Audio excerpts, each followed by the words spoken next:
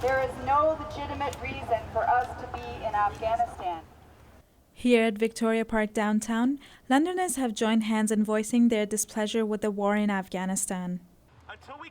Tim Richard, an ex-soldier of the U.S. Army who fled his deployment to Iraq, talks about why he's against the war in Afghanistan. The problem I have is that we basically are dropping bombs on people that are virtually defenseless. The US, Canada, NATO is basically an aggressor and another sovereign nation.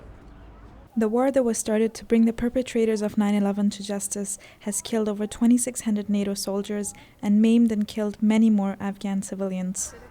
Sabur Khan is an Afghan Canadian who lost a family member in the war. Well, I have one close uncle.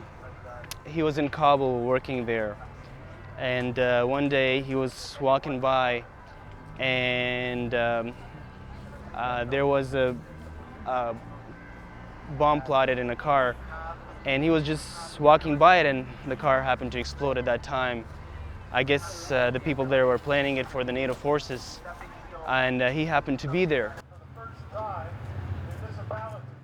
This October marks the 10th anniversary of the U.S. war in Afghanistan. Though Canadian troops left 3 months ago, the NATO forces are still very present and the country is still in turmoil. Sabur's family left Afghanistan 3 decades ago, but he still identifies with Afghans.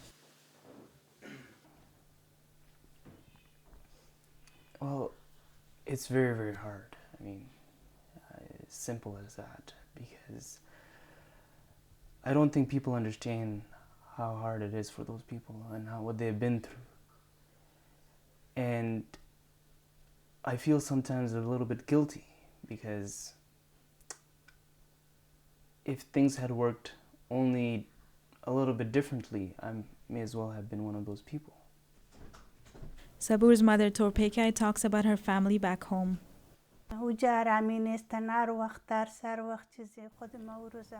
It's not peaceful there. There's always fear.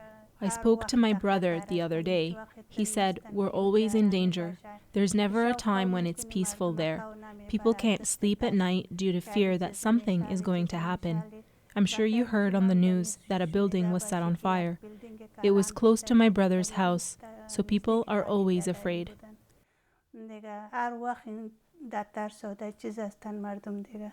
Torpekai left Afghanistan 30 years ago, spending years in refugee camps in Pakistan.